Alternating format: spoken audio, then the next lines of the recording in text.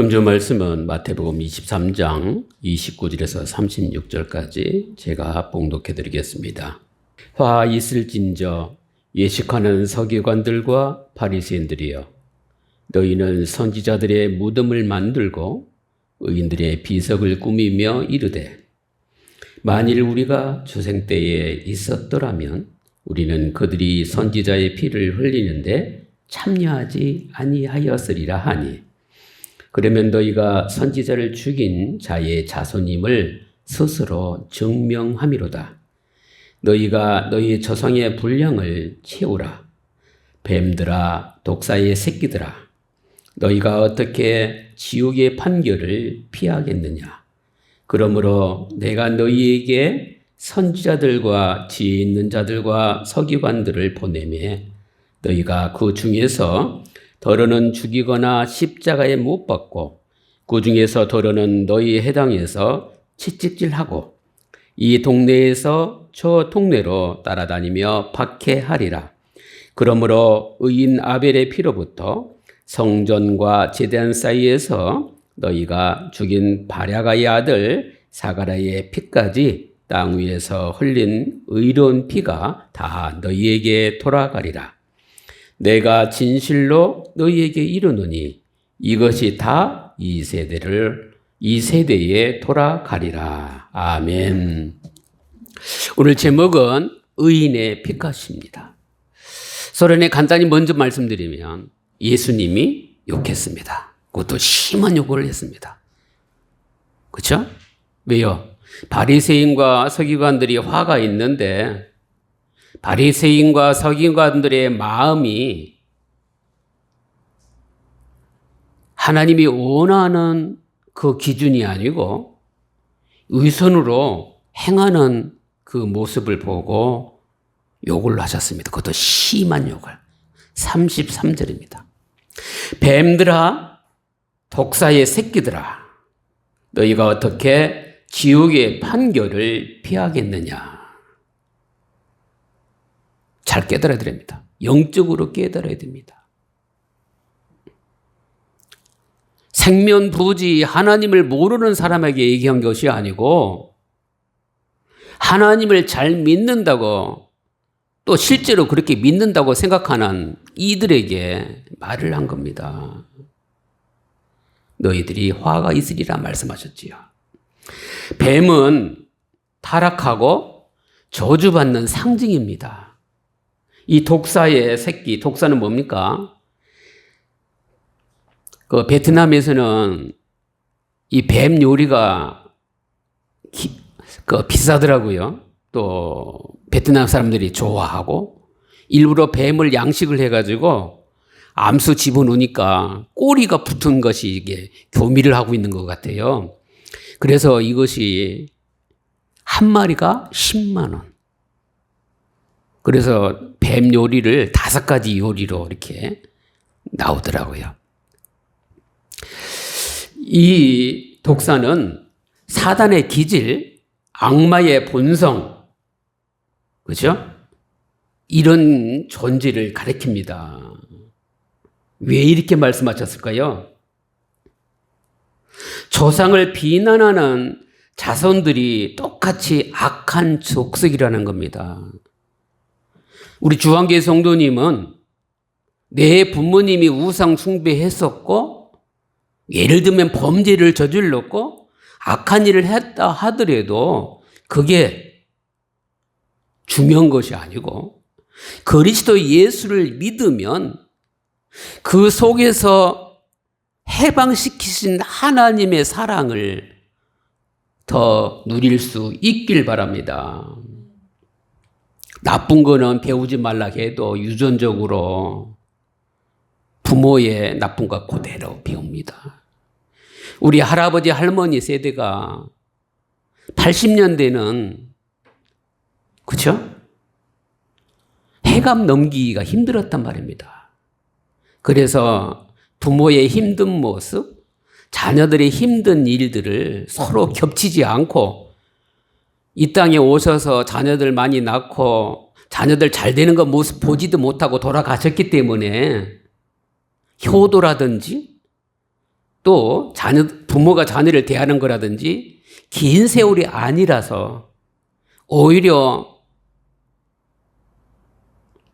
그 시대가 좋다 나쁘다가 아니라 보지 않을 일들을 안 보고 살았는지도 모릅니다. 지금은 집집마다 냉장고 있고 에어컨이 있고 선풍기 있고 우리 70년대 80년대 보면은 지들이 많았거든요. 지금은요. 보지 못하잖아요. 특별하지 않는 이상 바이러스 때문에 우리가 힘들지는 않았단 말입니다. 그런데 이 영적인 바이러스, 조상의 이 죄가 후대들에게 그대로 넘어가는데 유대들은 다 잘했는데 잘못한 거 딱 한 가지입니다. 여러분 뭐라고 생각하십니까? 복음 막은 겁니다. 눈으로 보이게끔 잘못한 게 없어요. 이 하나를 막았는데 2000년 동안 유리 방황을 자녀들이 한 겁니다. 이스라엘은 세계에서 단합을 최고로 잘하는 민족입니다. 이 조직은 지금도 강합니다. 가족끼리 조직이 강한 이것 때문에 하나님이 흩어놓으셨다는 걸 여러분 알아야 됩니다. 아무리 친해도 하나님보다 친할 수 없습니다. 아무리 유대 관계가 좋아도 하나님 사랑보다 클 수가 없습니다. 이것이 강조되는 순간 유대인들이 당했던 걸 그대로 당할 줄 우리가 깨달아야 됩니다.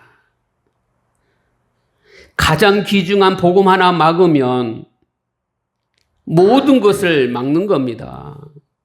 저주가 자손들에게 가게 됨을 오늘 33절 말씀 통해서 예수님이 말씀하시는 겁니다. 인간적으로 효도 잘해라, 부모 섬겨라, 그건 당연히 따라오는 겁니다.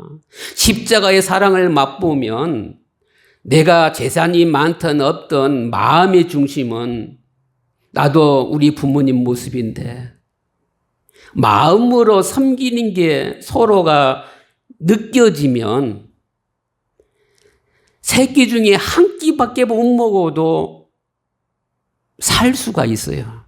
근데 늘 상다리 부러지게 잘 차려주는데 마음은 꼬부라져 가지고 그 밥 먹는 것까지도 힘들어서 못 먹는다면 유대인보다 더 못한 악질인 겁니다.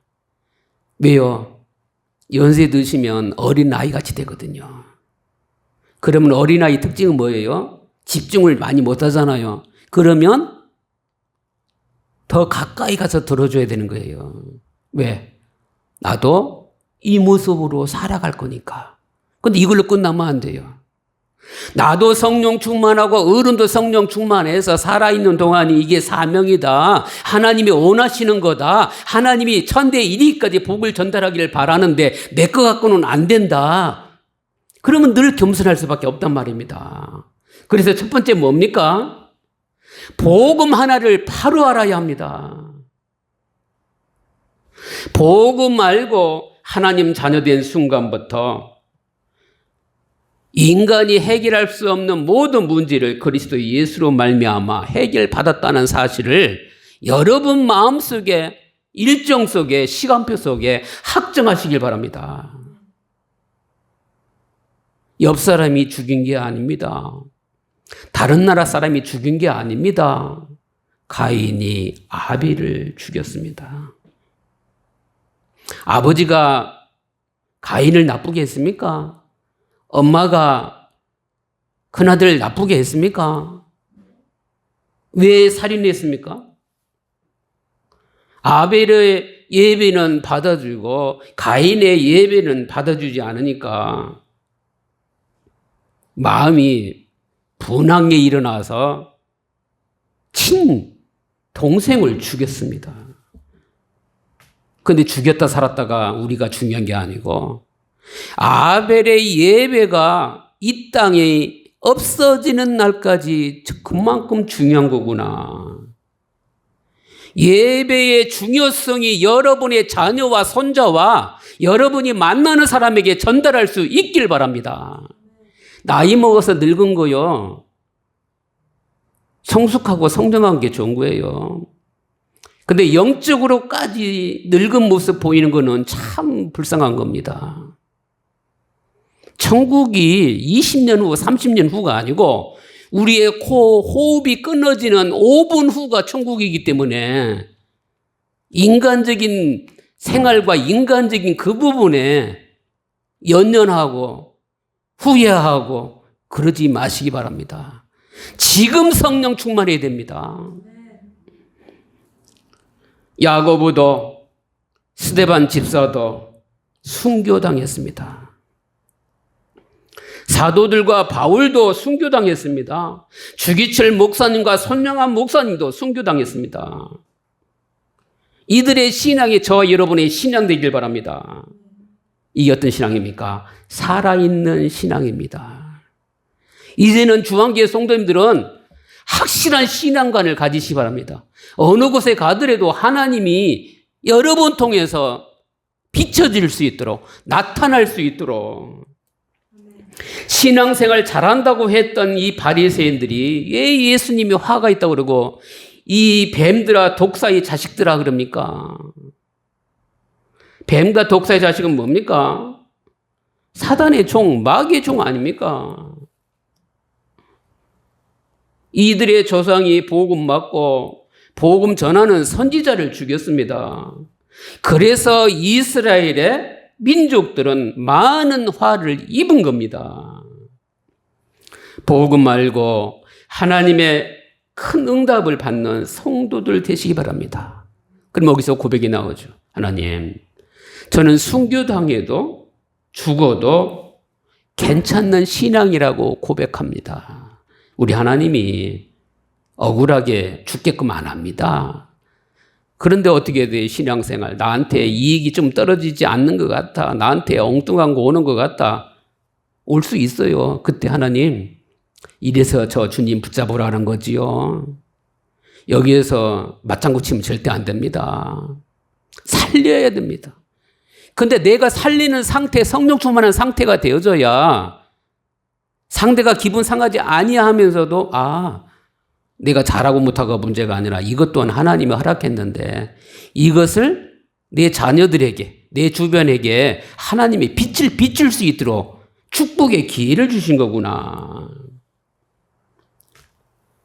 10가지 기적을 맛보고 하나님의 말씀을 실제로 누렸던 모세의 형 아론 보세요.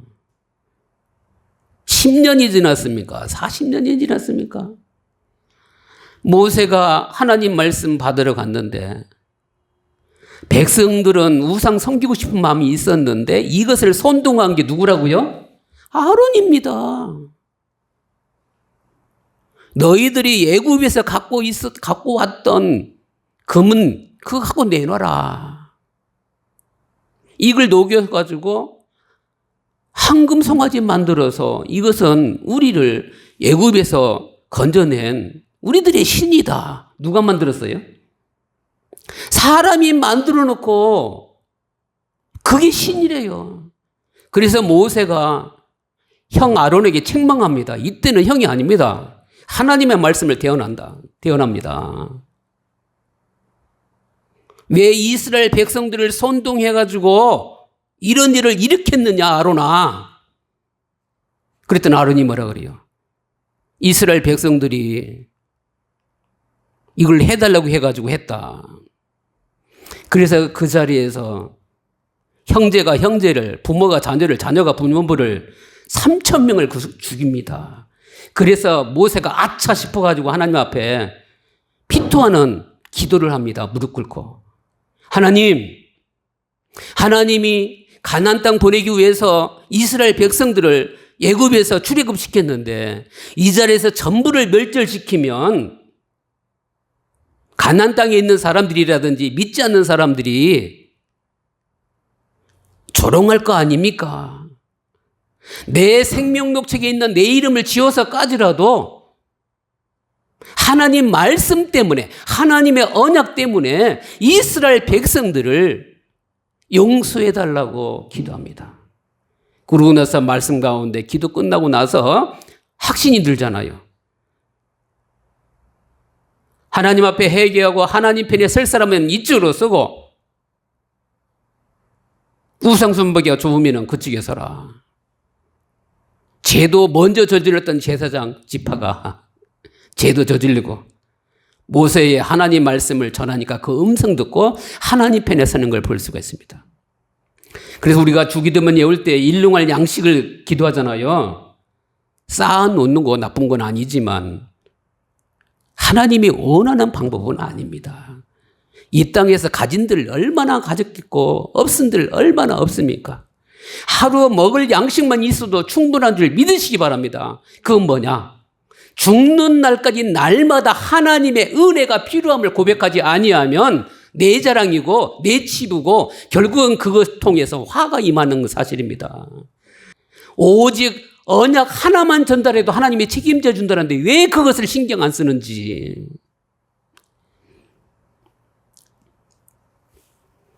아론은 애굽에서 가지고 있는 노예 체질을 버리지 못했습니다. 우리 주한교회 성도님은 복음 하나 붙잡고 신앙의 수준을 순교해도 될 만큼 세상 것은 들어도 그럴 수 있지. 그러나 100% 살릴 수 있는 신앙의 수준으로 이 시간 일어나길 바랍니다. 예수님께서 이스라엘 민족 가운데 하있다고 말씀하신 것은 다른 거 아닙니다. 성령을 해방하는 죄, 복음 막은 죄, 이게 하나님이 물들이는 가장 큰 죄니까 이것만큼은 하지 말라고 말씀하십니다. 크고 작은 불평, 불만, 쓸데없는 말, 헛소리. 우리 중앙교회 성도님은 현장 가면 듣기 싫어도 들어야 되고 어쩔 수 없이 있기도 해요. 그러나 내 중심은 언제나 순도 100%인 복음만의 말을 하겠다고 고백할 수 있길 바랍니다. 그게 아니면 복음 막는 일을 내가 할 수 있다는 사실을 깨달아야 됩니다. 그래서 신앙의 수준을 높이는 방법이 뭐냐? 그리스도의 능력으로 넘어설 수 있길 바랍니다. 그리스도의 능력으로 넘어섰다는 게 뭡니까? 우리가 현장 보면은 내 수준에 따라서, 능력에 따라서 보는 기준이 다 달라져 있잖아요. 근데 믿는 자나 믿지 않는 자가 보더라도 깨닫는 게 뭐냐? 감사 속에 나오는 건 복음적인 말이 아니더라도 상대를 아프게 안 합니다.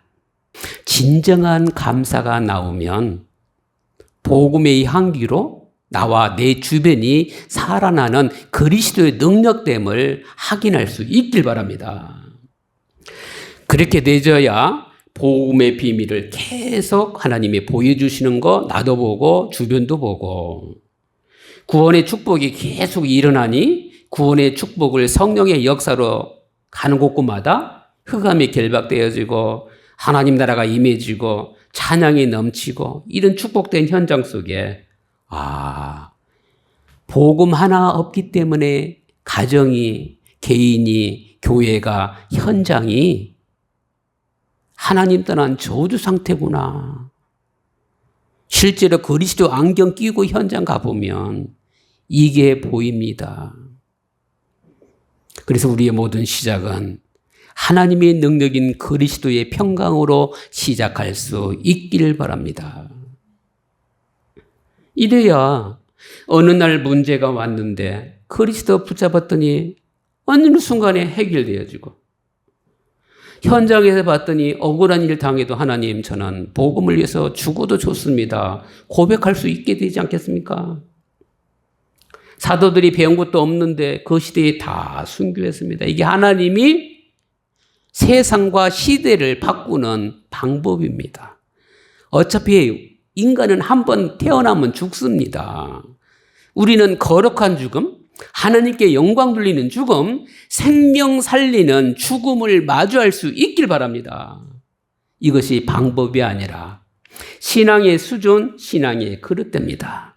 그래서 복음 하나 알면 복음 하나로 세계 복음화 수준이 내 속에 있구나. 나 때문이 아니고 하나님의 복음 때문에 내 수준이 업그레이드 되는 것을 늘 현장에서 확인할 수 있길 바랍니다. 그러면 따라오는 두 번째가 뭐냐?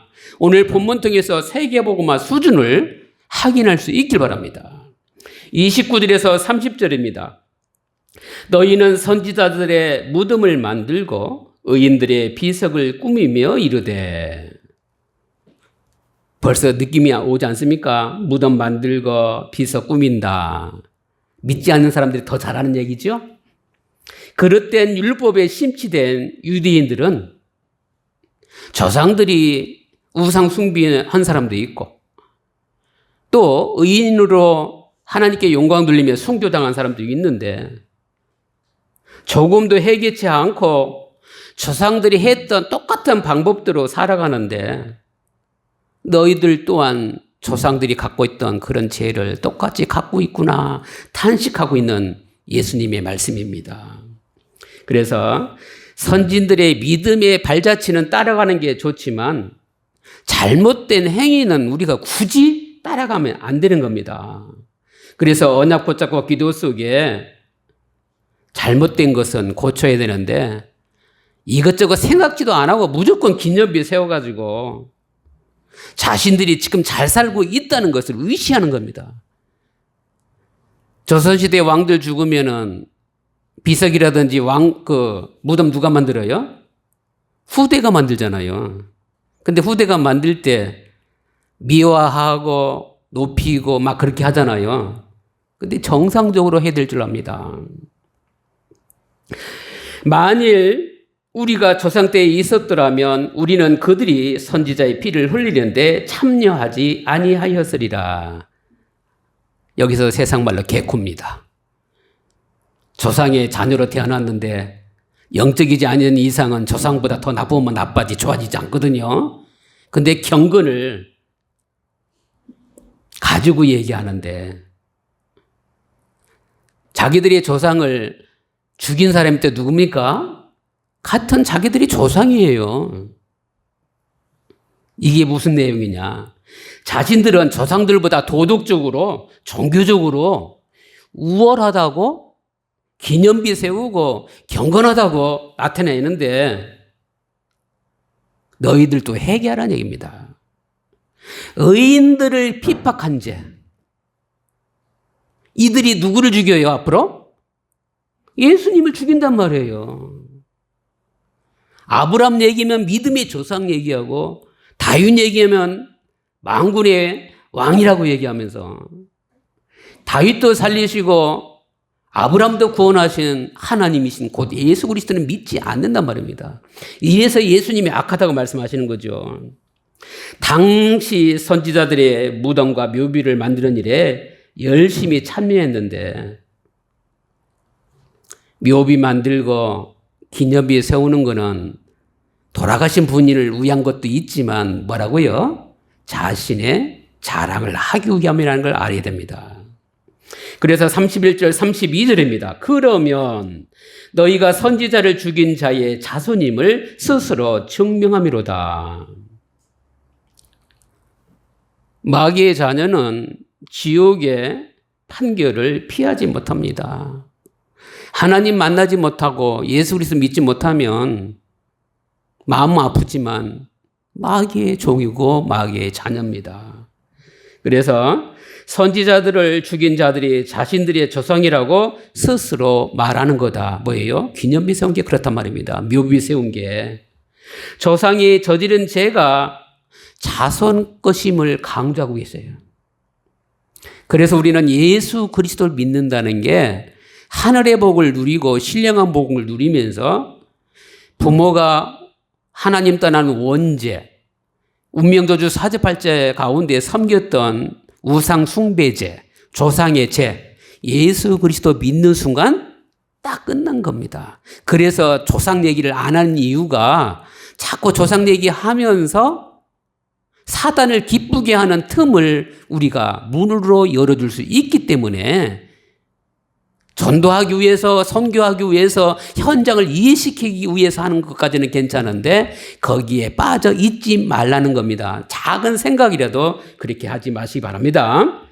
그래서 예수님을 죽이려 하는 그들의 음모가 그들이 선지자를 죽인 자의 자손됨을 스스로 증거하는 것이다. 그래서 너희가 너희의 조상의 분량을 채우라. 제가 채워준 후에 하나님의 징벌이 따라오는 겁니다. 노아 홍수 때 세상 사람들이 지은 죄는 끝까지 놔둡니다. 근데 죄가 관영은 언제까지요? 하나님이 선택한 백성이 하나님의 방법대로 살지 아니하고 세상의 방법대로 살다 보니 이제는 그 탄식 소리가 들리니까 어쩔 수 없이 하나님의 말씀을 성취해야 되니까 노아 홍수 시대가 됐던 겁니다. 그러면 그 시대만 노아 홍수입니까?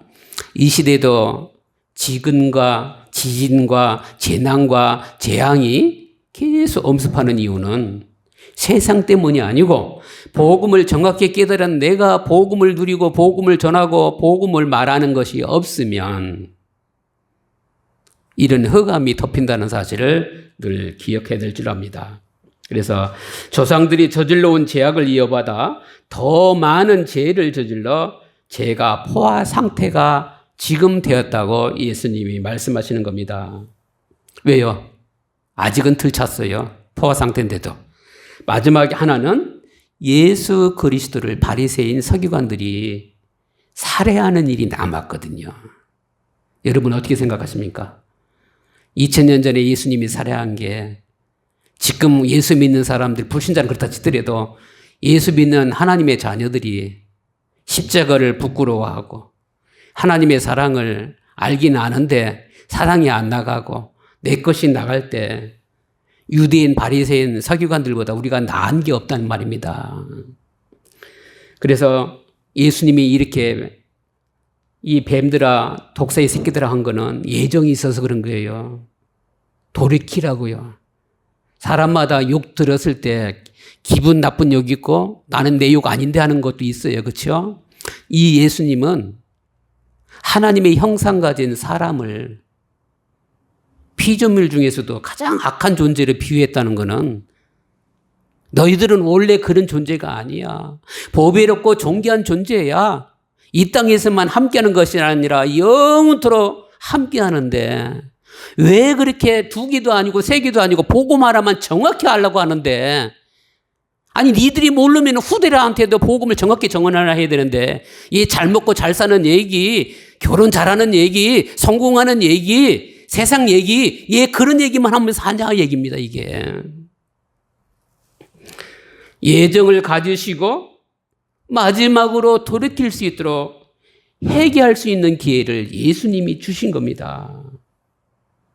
그래서 34절, 36절입니다. 34절에서 그러므로 내가 너희에게 선지자들과 지혜 있는 자들과 서기관들을 보내매 너희가 그 중에서 더러는 죽이고 십자가에 못 박고 그 중에서 더러는 너희 해당에서 채찍질하고 이 동네에서 저 동네로 따라다니며 박해하리라. 여기서 그러므로 의인 아벨의 피로부터 성전 제단과 제단 사이에서 너희가 죽인 바라가의 아들 사가라의 피까지 땅 위에서 흘린 의로운 피가 다 너희에게 돌아가리라. 무슨 얘기냐? 악행에 대한 대가는 반드시 하나님이 지불하신다는 의미입니다.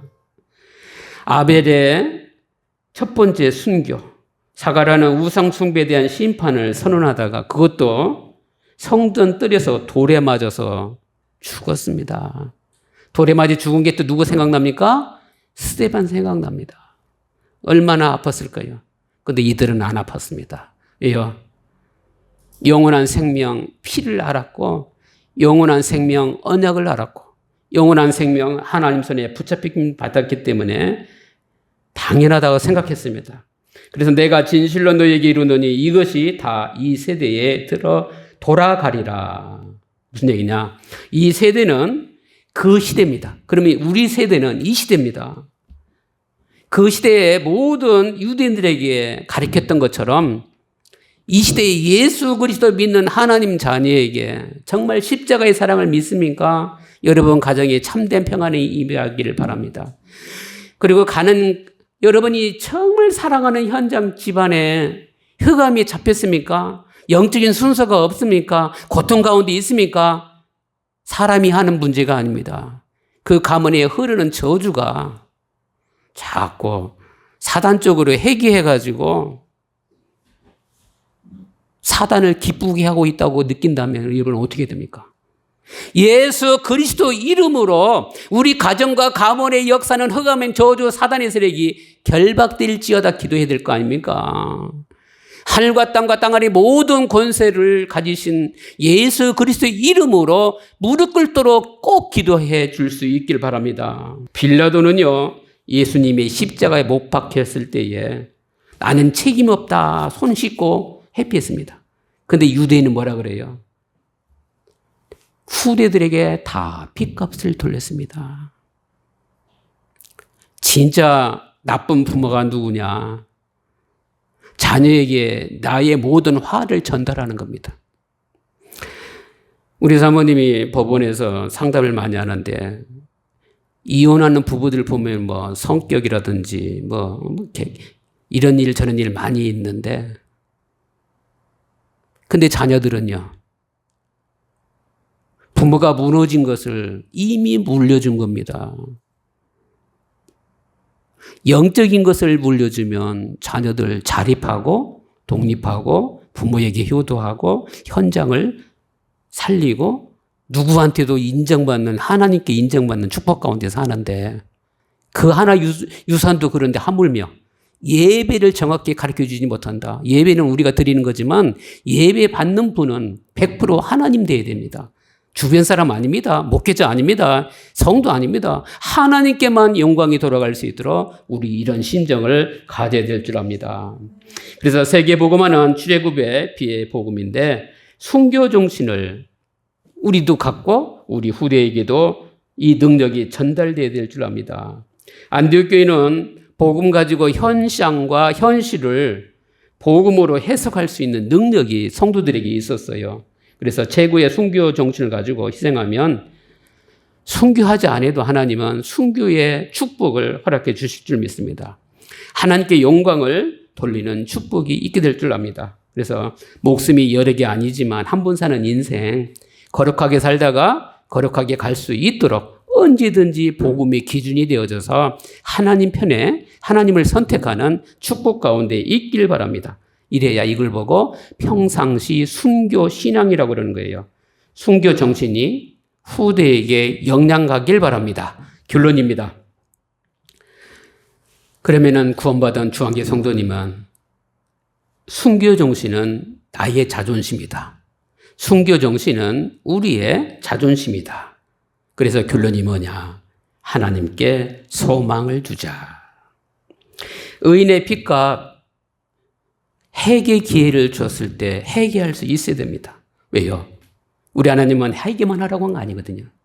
먼저 내가 너를 사랑했다. 하나님의 사랑을 맛본 자는 내 거 내려놓고 하나님을 먼저 찾을 수 있는 겁니다. 그래서 행동 이전에 오늘 말씀 통해서 깨닫게 되길 바랍니다. 그래서 복음을 구하면 30배, 60배, 100배 축복을 받는데 신기한 건 핍박도 늘 따라오기 때문에 보이지 않는 그 가면 때문에 축복이고 진리되고 전부 되신 하나님을 놓치지 않길 바랍니다.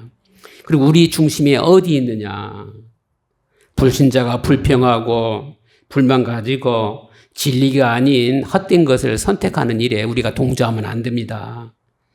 생명의 중심을 가지시기 바랍니다. 그리고 구원받은 것으로 모든 것 감사하면 흑암 꺾는 기도로 성령의 역사가 일어나는 응답의 축복을 받는데 근데 우리는 또 어디로 가요? 현장 나가잖아요. 세상 현실 어렵습니까? 힘듭니까? 이때도 복음의 축복을 누리시기 바랍니다. 더더군다나 나에게는 할 수 있는 게 전무해요.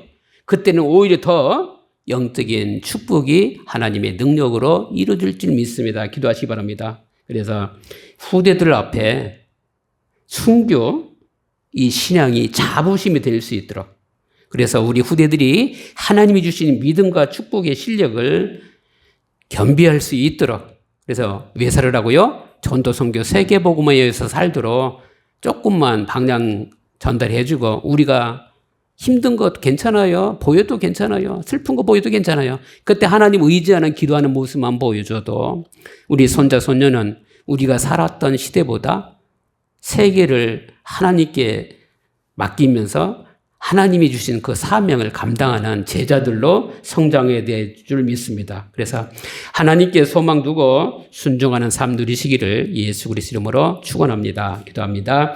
하나님께 감사드립니다. 복음을 정확히 아는 중요한 날 되게 하셔서 말씀 통해 순교 정신을 신앙으로 자부심 갖게 하여 주심을 감사를 드립니다. 순교의 자존심이 하나님께 소망 둘 때에 이 삶을 누릴 수 있음을 알게 하심을 감사를 드립니다. 모든 영광 주께 돌려드립니다. 주 예수 그리스도 이름으로 기도드립니다. 아멘. 지금은 우리 구주 예수 그리스도의 은혜와 하나님의 무궁하신 사랑하심과 성령님의 내주 교통 충만 역사하심 위에 하나님께 소망을 두고 하나님 떠난 모든 현장 살릴 모든 성도들 머리 위에 지금부터 영원토록 함께 계실지어다.